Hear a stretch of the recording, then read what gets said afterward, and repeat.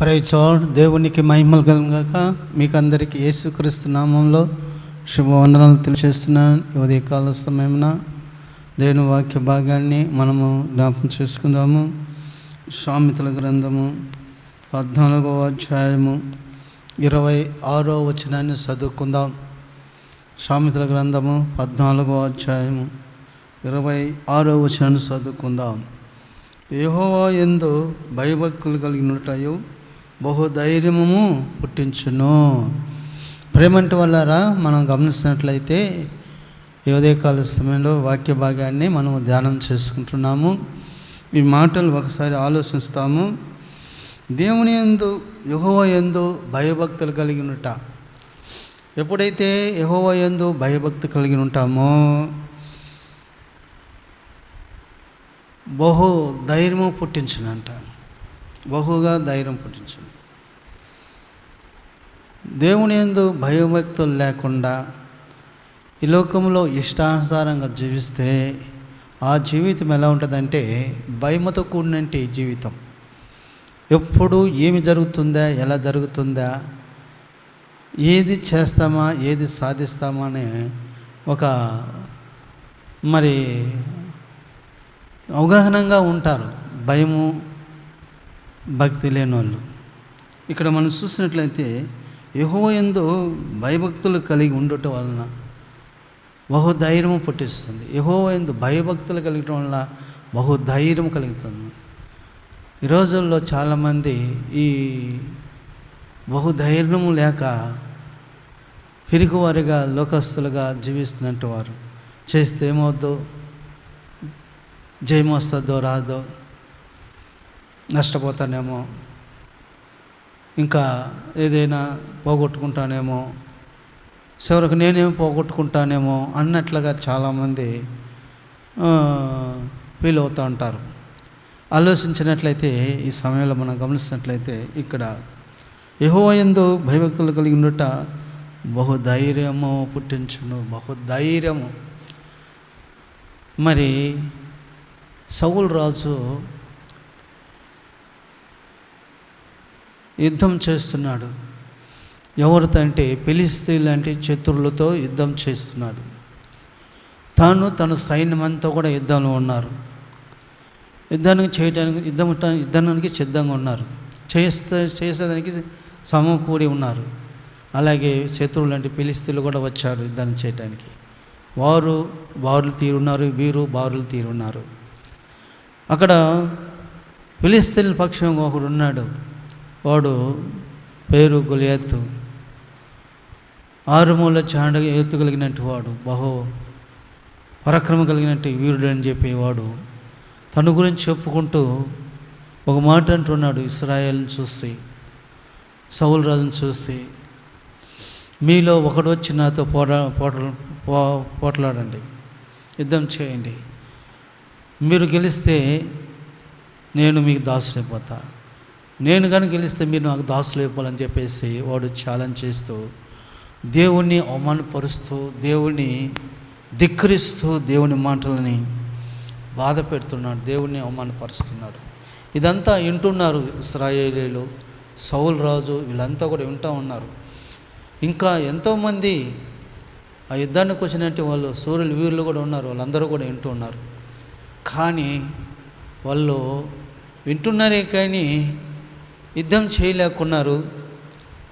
ఆ యుద్ధంలో పోట్లాలు లేకున్నారు. ఆ యుద్ధంలో జయం తేలేకున్నారు. వాడు వచ్చినప్పుడు వీళ్ళందరూ వెనక్కి పారిపోతున్నారు. ఆ యుద్ధం జరగటం లేదు. అలాగా 40 రోజులు జరుగుతూ ఉంది. అయితే అక్కడికి ఒక వ్యక్తి వచ్చాడు. ఆ యుద్ధం నేను చేస్తాను అని చెప్పి ఆ యుద్ధం చేయటానికి అతడు పూనుకున్నాడు. అతని పేరు దావీదు. దావీదు వచ్చి నేను యుద్ధం చేస్తాను అని ఎప్పుడైతే అతను పూనుకున్నాడో, అంగీకరించినాడో, అందరూ అంటున్నారు నీ వల్లేమో అంటున్నాడు. అయితే దావీదు యెహోవా యందు భయభక్తులు కలిగిన వాడు కాబట్టి ఆయనకి బహుధైర్యం ఉంది. ఎందుకంటే నా దేవుడు ఆ సింహం నోటి నుండి తప్పించాడు. గొర్రెపిల్లని ఎత్తుకుపోతుంటే దాని సింహాన్ని నోరు చీల్చి దాన్ని రక్షించాను, గొర్రెపిల్లను నన్ను కాపాడినాడు. ఎలుగుబంటి నోట్ల నుండి గొర్రెపిల్లను రక్షించాను, కాపాడినాను, దాన్ని చంపి ఆ దేవుడు నన్ను కాపాడా, నన్ను బలపరుస్తాడా, నాకు సహాయం చేయడని చెప్పి ఆ సమయంలో దావీదు బహుధైర్యముగా, దేనికైనా మనం ఒకసారి ఆలోచించండి, ధైర్యం కావాలా, ధైర్యం కావాలా. ఒకసారి ఇద్దరు ప్రయాణమై బయలుదేరారు. ఇద్దరు మంచి స్నేహితులు మాట్లాడుకుంటూ పోతున్నారు. ఒకడు అంటున్నాడు, రేయ్ మా తాత సింహాన్ని చంపారురా, రేయ్ మా తాత ఏనుగుని చంపారురా, శరదపులను చంపారురా, మా తాత వీరుడురా, అలాంటి వంశం రా మాది అంటూ అతనికి చెబుతూ ప్రయాణంలో అడవిలో ప్రయాణం చేస్తున్నారు. ఇంత లోపల ఒక ఎలుగుబంటి వచ్చింది ఎదురుగా. రే అదేంద్రా చూడరంటే ఎలుగుబంటిరా అన్నాడు. అరే నిజమేరా ఎలుగుబంటిరా అన్నాడు. టక్కన ఒక చెట్టు ఎక్కి పైకి కూర్చొనిస్తాడు. టక్కన పోయి ఒక చెట్టు ఎక్కి పైన కూర్చొనిస్తున్నాడు. ఇక వీడేం చేస్తాడు, పక్కనుండేవాడు ఏం చేయలేక వాళ్ళ తాతలు చెప్పున్నారు ఒక సామెత, ఏదైనా అలాంటివి వచ్చినప్పుడు చచ్చినట్టు పండుకుంటే ఏం చేయదన్నట్టు చెప్పారంట. ఇప్పుడు ఏం చేశాడంటే టక్కన పండుకునేస్తాడు, చచ్చిపోయినట్టుగా ఊపిరి బిగపట్టేస్తాడు.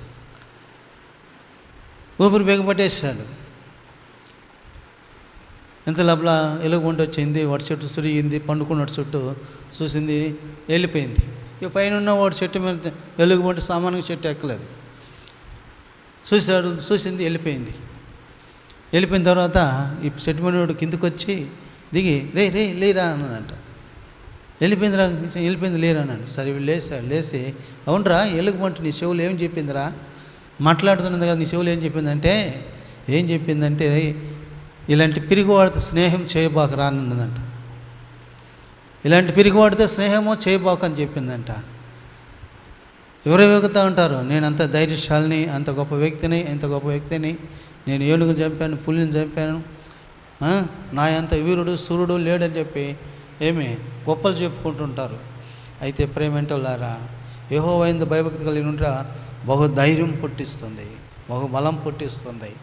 ఈరోజు దావీదు వచ్చి దేవుని యందు భయభక్తి కలిగిన వాడు కాబట్టి బహు ధైర్యంతో నా దేవుడు నా వెనకాల ఉన్నాడు, నా ముందున్నాడు, నా చుట్టూ ఉన్నాడని చెప్పి, ఆయన దూతలు నాతో ఉంచాడని చెప్పి ధైర్యంతో ఆ గొల్యాతుని చంపడానికి ప్రయత్నం చేశాడు. చంపాడు. ఒక్క రాయి తీసి ఒడిసెల్లో పెట్టి కొట్టాడు. వాడు బోర్ల పడినాడు. వాడు కత్తీసి తలను నరికేశాడు. ఆ తలను తీసుకుని సౌలు రాజు దగ్గరికి వెళ్ళాడు. సౌలు రాజుకే కాదు, ఇశ్రాయేలుకి గొప్ప విజయాన్ని దేవుడు దావీదు ద్వారా తెప్పించాడు. ఎందుకని చెప్తున్నా అంటే ఈరోజు ఎవరైతే యెహోవా యందు భయభక్తి కలిగి ఉంటారో వారు బహు ధైర్యం కలిగినట్టు వారు ఉంటారు. అవును, ధైర్యం పుట్టిస్తుంది. ధైర్యంగా ఉండాలా. మన ఆత్మ జీవితంలో ఎన్నో వస్తాయి పోరాటాలు, ఎన్నో అపజయాలు, ఎన్నో అవమానాలు, నిందలు, ఎన్నో శోధనలు, కష్టాలు వస్తాయి. వచ్చినప్పుడు మనం ధైర్యంగా ఉండాలి. దేవుని యందు భయభక్తి కలిగిన వాడు బహు ధైర్యంగా ఉంటాడు. కాబట్టి ఈరోజు వాక్యం నా ప్రేమటులారా, యెహోవా యందు భయభక్తి కలిగిన ధైర్యం పుట్టిస్తుంది. మనం ధైర్యం తెచ్చుకొని ప్రభు మనం ఉన్నప్పుడు జీవించిన ప్రభు మనకు సహాయము చేస్తాడు. తలొంచండి, మోకరించండి, ప్రార్థన చేసుకుందాం. యేసు ప్రభువానికి స్తోత్రములైనా ఈరోజు మాకు అనుగ్రహించిన ఈ వాక్య భాగాన్ని కొరకు మనం స్తుతిస్తున్నాను. మా వాక్యాన్ని స్థిరపరచండి, ఈ వాక్యాన్ని స్థిరపరచండి, బలపరచండి. అనేక మంది నీ వైపు తిరిగినట్లు నేను కలిగి ఉండడానికి సహాయం చేయమని, సాతాను శక్తులను యేసు నామములో లయపరచమని యేసు నామమున ప్రార్థిస్తున్నాను తండ్రి. ఆమేన్.